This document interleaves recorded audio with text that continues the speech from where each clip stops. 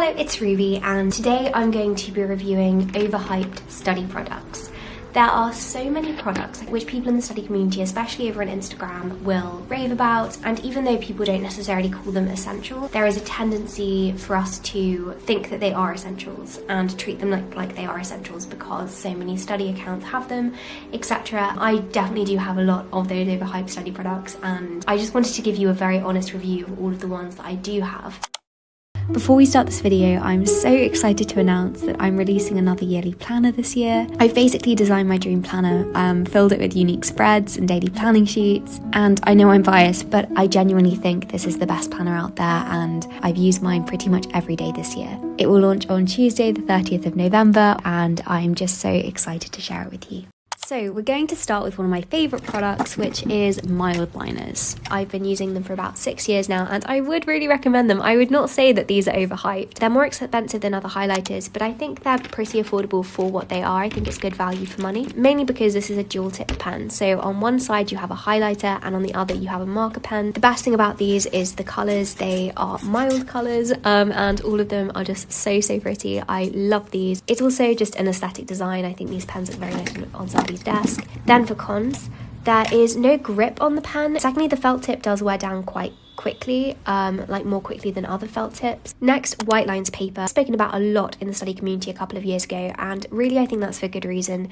If anything, I would say that this is underhyped. I think it's incredible paper, and I would highly recommend it. This paper is light grey with white lines, as opposed to light white with grey lines, and it genuinely just is a nicer kind of paper to write on. Your notes and writing show up more clearly in comparison because of the white lines, so it just kind of, your notes just end up looking nicer. Paper is also reasonably priced, like a lot more reasonably priced than you'd expect. Another of the things I love is that you can scan your notes into the app and then remove the background, so you can store all of your notes digitally. If I've written handwritten notes, I always make sure that they're stored digitally as well, because I really don't like the idea of accidentally losing them. Just for cons, I would say I don't really like the lined one. I prefer the dotted or grid, but genuinely that's just personal preference. So when I asked on Instagram which overhyped products you wanted me to talk about, lots and lots of people mentioned Remarkable, which is a tablet like an iPad, but the screen is made to resemble real paper, so when you're writing on it, it's supposed to feel like you're writing on real paper. Remarkable has been very kind in sending me their Remarkable 2 tablet to try, and so I'm going to be trying it for the first time now. The first thing I will say is that this is very expensive, like very expensive. It's the same price as an iPad, but its only feature is for writing. Like with an iPad, you can also download apps, listen to music, watch television and things. And just on the offset of that, I would say that it makes more sense to buy an iPad as a student. But I am really excited to try this, and let's have a look. Excuse the blanket. It is really cold in our university house at the moment. So we've got a little instruction booklet here, and then this is the actual tablet. I mean, I'd say it's maybe a little bit heavier than my iPad.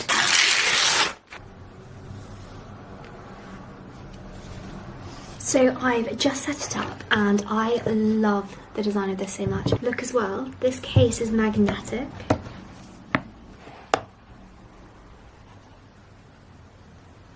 Whoa. That is really like writing on paper, gosh. This does feel genuinely a lot like writing on paper. So I've been using the tablet for a couple of days now, and I genuinely love it more and more.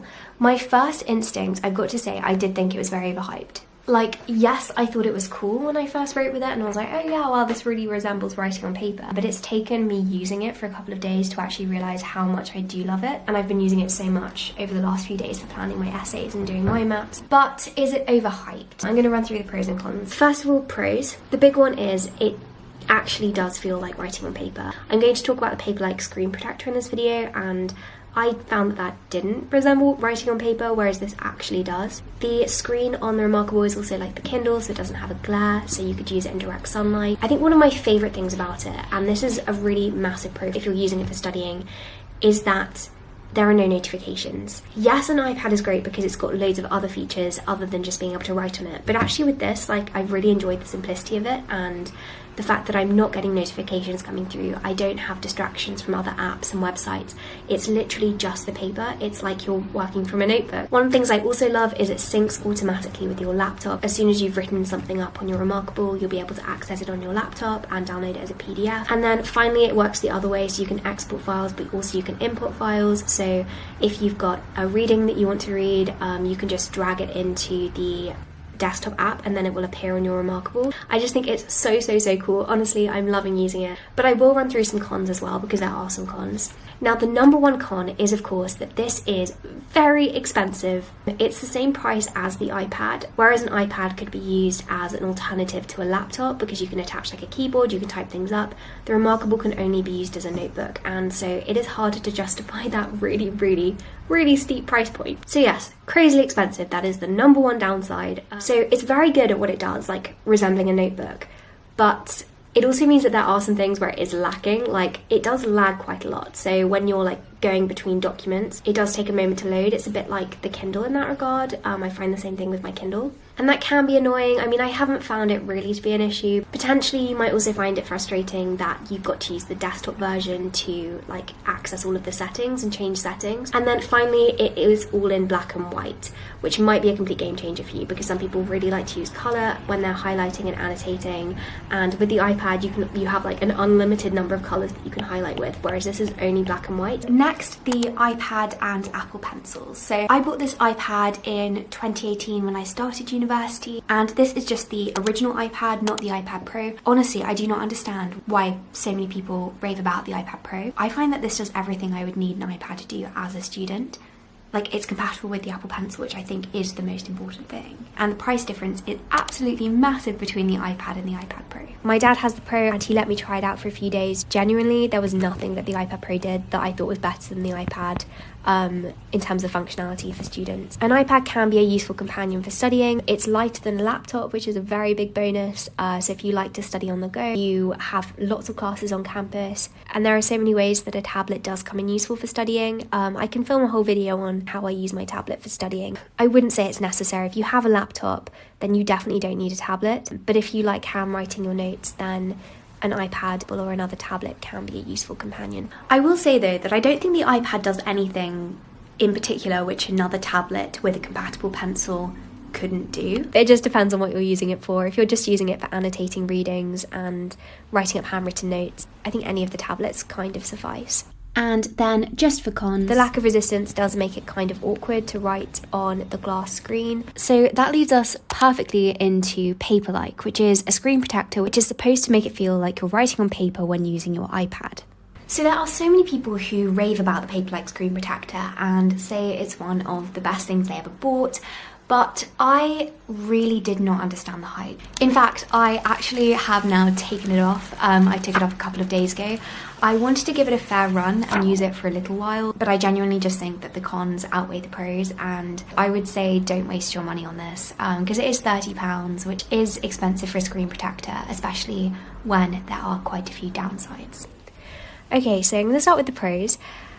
It does kind of feel like writing on paper. It adds a kind of resistance to the screen. So the iPad has a glass screen and this just adds a kind of gauze to it. So it feels a little bit more like paper. It's nowhere near as good as the Remarkable, but then that is to be expected because of the big price difference. But I would only recommend it if you were going to exclusively be using your iPad for taking notes and not anything else, because there are two major cons. Number one, it drastically reduces the screen quality. I've tried to show you in this clip by putting my dad's iPad next to my iPad. I'm not sure if you can tell, but the screen quality is so much worse because of that gauze that it's added to the screen. It's got a really grainy effect, and I saw a notable difference as soon as I put this screen protector on. I think one of the things you do pay for is the screen quality, and yet the screen protector drastically reduces that. The other thing is the Apple Pencil tip. Lots of people say that it will wear down the Apple Pencil tip over time. After a certain length of time, you'll have to replace the tip, which is unnecessary and it's definitely a design flaw. Admittedly, I haven't had this happen to me, so I don't know if it is really a problem, but then admittedly, I haven't been using it that much. Crayola Super Tips are often spoken about as calligraphy pens online. I think they're good for headings. I don't think they work particularly well as brush pens, but because you can draw both thick and thin lines with these pens, if you're just getting into calligraphy, I think they could be a good choice because Crayola Super Tips are very affordable. And with that said, let's go on to Tombow brush pens. So Tombow markers are actually rivaled with the mild liners for me. Like, mild liners have always been my favourite highlighters, but recently I've been swaying more towards Tombows. These are again a dual tip pen, so on one side you've got a very, very fine felt tip nib, and on the other side you've got a brush pen. The reason why I'd say these are maybe slightly better than the mild liner is because it technically has three functions. You can use it as a felt tip pen. This is very, very thin, and you can use it for writing notes. You can use it as a brush pen, but you can also use it as a highlighter. Like the mild liners, this comes in loads of really nice colours and also a greater colour selection. The only con I can think of is that they are quite long. Like, they're abnormally long pens, and so they don't always fit in pencil cases. Next, Muji pens. Okay, these pens are so overhyped. Oh my goodness, I don't understand why people rave about them so much. Yes, pros. They come in nice colours and it is a nice design. It does look very nice, but they are such impractical pens, so uncomfortable to write with, and I also find that the nib on the pen twists when you're writing with it. If you really, really love the colours, I'd recommend buying the refills and then putting it in a different pen, like the Zebra Sarasa casing, which is a lot more comfortable. I would 100% say that you're much better off buying the Zebra Sarasa 0.5 nib pens than the Muji pens, much more comfortable. Some of the lighter colours are slightly harder to write with, so I would recommend going for the darker colours, but the yellow is an exception. This one actually writes really, really nicely. It's a really nice yellow colour, like kind of mustard yellow. These are the Stabilo fine liners. Pros, I really like that there are loads of colours, so it's good for colour coding notes. But I would say that gel pens, like things like the Zebra Sarasas, are better. The main reason for this is they do bleed through. So at the end of a line, you'll kind of get this weird inky dot. I also just think it's easier to write with a gel pen than a fine liner tip because of the square tip of the fine liner. They can be slightly harder to write with depending on how you write. Next, the Fjällräven Konken. This is spoken about so much online. You've probably seen this bag everywhere. I got this one, which is the 13-inch frost green Konken, back right before I started university, the summer of 2018, and I used it pretty much every single day until this September when I bought the 15-inch laptop Konken in frost green. I still use this maybe twice a week, and then I use this the other 5 days a week. And the reason I went for the bigger one is because the smaller one isn't designed to carry a laptop. It isn't very comfortable carrying your laptop in the 13-inch bag. If you're buying a Konken as a university bag and you do intend on bringing your laptop with you, I would really recommend going for the laptop Konken. As you can see, the laptop compartment has some padding, and so it protects your laptop. If you are just using the bag for notebooks and pens or maybe a tablet, then the 13-inch is a really, really good choice. It's also got padded straps which absorb some of the weight of the bag, so it's actually a lot more comfortable to hold. So first for pros, it is waterproof, ergonomically designed, very comfortable, and I really just like the appearance of it. It's also a sustainable bag to buy because it is made to last for a long time. So the idea is that you buy one as opposed to replacing your bag every few years, which is obviously better in the long term. And then for cons, it doesn't have many pockets. It's only got this one and the main one, and then the laptop sleeve if you've got the laptop bag, and I do like having a lot of pockets. And then finally, it does kind of lose its shape, as you can see, so it's like started to dip. I personally think a laptop is a very good purchase for students. It's the one thing I would tentatively call an essential because it will make research and essay writing so much easier, and I literally use mine every single day for multiple hours a day. However, the big question is whether the MacBook is better than other laptops. So I can't provide an unbiased review of this laptop because I've only ever used Apple laptops, but I can tell you whether I would recommend a MacBook Pro for students. So the short answer is that the MacBook probably doesn't do anything that another laptop doesn't do. I personally do all of my studying on Notion, Google Drive, and occasionally Pages or like a PDF editor. So as long as I can connect to the internet and download files, a laptop should do everything I'd want it to do as a student, but there are some specific pros and cons, I think, when it comes to the MacBook. So pros, the Mac has an easy to use interface. I just enjoy the interface of Apple. I think it's very clear, uncluttered, very intuitive and easy to use. So for example, when you screenshot something, you can just drag it into your document. It will come up and you can just drag it into your document, which is something which Windows doesn't do. Also, if you have an iPhone, you've got the ease of AirDrop and being able to transfer easily between devices. So for example, if on my phone I take a picture of a lecture slide, a passage in a library book, I can easily just AirDrop and send that to my laptop. But I would say all of this is just personal preference and me liking the interface. So for cons, I wouldn't say it's heavy, like it is a lightweight laptop, but there are lighter laptops. Annoyingly also, the new Macs have only got USB-C ports as opposed to USB-A ports. You have to end up buying like an adapter for the USB ports, which is just an additional expense, which is a little frustrating. And then finally, the thing I will say is, so I use a MacBook Pro, but I wouldn't probably recommend a MacBook Pro for students. I don't think there's anything a MacBook Pro can do that the MacBook Air can't do if you're using it for studying. The reason that I've got the MacBook Pro is for editing and like handling large video files, etc. If I didn't have a YouTube channel and I didn't edit videos, then I wouldn't have a MacBook Pro. And then finally, Beats wireless headphones. I've got the Beats Solo 3 wireless headphones and I love these headphones. I use them every single day and I'm really, really glad that I bought them. Again, these headphones are quite pricey. Oh my gosh, instantly I can't hear anything. But they do often go on sale, so I waited until these were 40% off before purchasing them. So pros, they are noise cancelling and they are very, very good noise cancelling headphones. And I genuinely can't hear anything when these are on and playing music. And my parents always joke because I'll come into my room when I'm studying and I won't even hear them come in because these are such good noise cancelling headphones. The great thing is though, if you're wearing them when you're out and about, you can turn off the noise cancelling, which just keeps you safer on roads, etc. Secondly, great audio quality. I tried out so many other headphones before buying these ones. The audio quality on these I thought was the best. I love that they fold up, so they're easier to bring around with you, which is a change from the headphones which I had before. They've also got a very good battery life. And also they are comfortable because of the padding. For cons though, if you leave them open, they won't turn off automatically.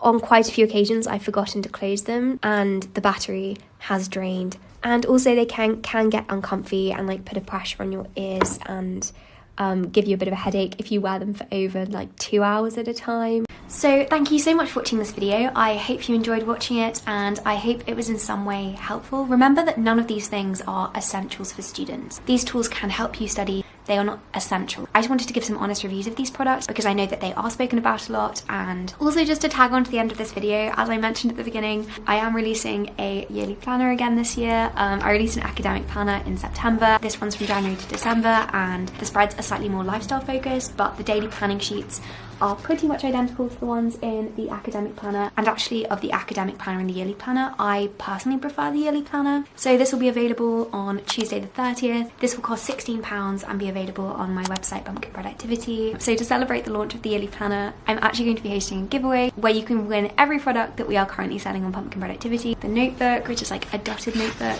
the timetable, which is also coming out on the 30th of November, the mini master to-do list, the master to-do list, the original study planner, Mina's meal planner, the kindness journal, and the kindness pin. To enter, all you've got to do is leave a comment down below sharing your #1 main motivation for studying. Sorry for the self-promo there, but this is a kind of station related video, so I thought I would just mention it. And thank you as always for giving me the opportunity to be able to share these products with you because it's been a dream of mine since I was very, very young to design stationery. Anyway, thank you again for watching and I hope that you have a productive week.